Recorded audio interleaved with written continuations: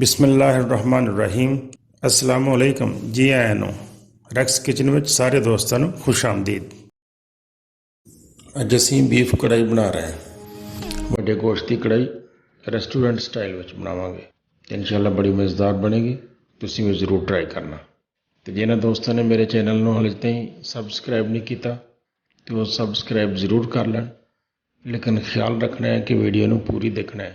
अगर वीडियो पूरी देखे बगैर सब्सक्राइब करोगे तो वो सब्सक्राइब करना ज़ाया हो जाएगा, ना कोई तुहानू फायदा होएगा तो ना मैनू फायदा। लिहाजा सब्सक्राइब जो करना है तो वीडियो को कम से कम अद्धी तो ज़्यादा जरूर देखना है। तो आओ फिर बड़े गोश्त की कढ़ाई बनानी शुरू करिए। प्रैशर कुकर में असीं गोश्त पा लेने तो गोश्त में 3 तकरीबन प्याज कट के पा लो तो 3 टमाटर बारीक कट के पा लो, 8-10 कलियां लसन दियां, 1 चम्मच नमक का ते 2 चम्मच अदरक पेस्ट पा लो ते नाल 1.5 गिलास पानी दा पा के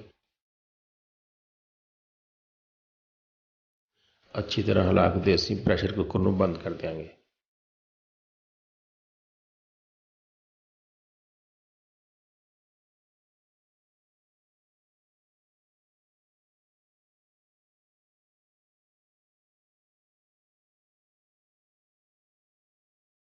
ਅਸੀਂ तकरीबन 15 मिनट प्रैशर देंगे। 15 मिनट बाद असीं खोल के देखते हैं कि गोश्त की की सूरत हाल है। गोश्त साडा काफ़ी हद तक गल गया।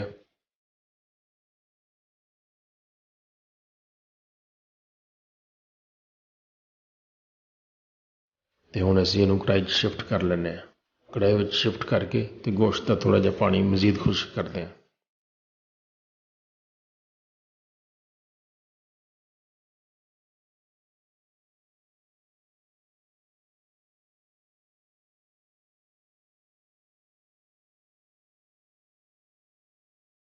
हुण असीं इहदे च ऑयल शामिल कर लैंदे हैं।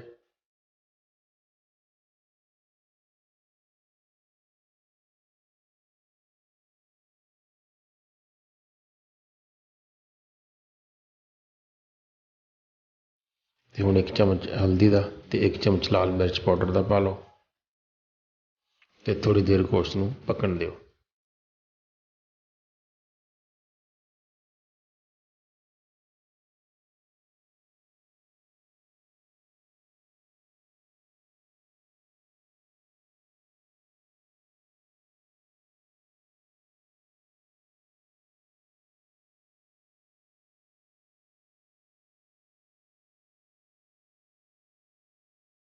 हुण 1 चम्मच धनिया पाउडर तो 1 चम्मच जीरा पाउडर पा लो तो नाल 1 चम्मच गर्म मसाले का पा लो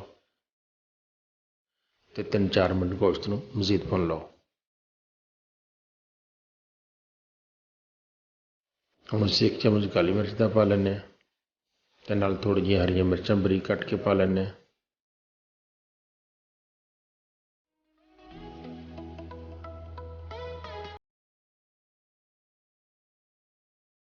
हुण तुसीं 100-150 ग्राम दही शामिल करो तो इहनूं 2-3 मिनट मजीद पका लो।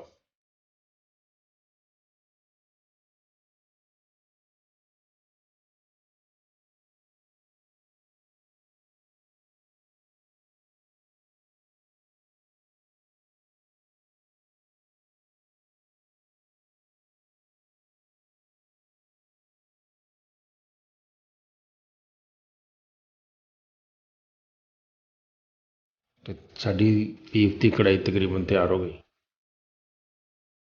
हुण इहदे उत्ते असीं बरीक कट्टिया होया अदरक गार्निश करते हैं तो नाल थोड़ा जिहा हरा धनिया पा दिओ। बीफ कढ़ाई साडी बहुत अच्छी तैयार हो गई, बड़ी मज़ेदार बनी है। वीडियो अच्छी लगी हो तो दोस्तों नाल जरूर शेयर करियो, नाले लाइक करियो तो कमेंट्स बॉक्स में अपने ख्यालात दा इज़हार भी जरूर करियो। वीडियो नूं पूरी देखने का बहुत शुक्रिया। अस्सलाम वालेकुम।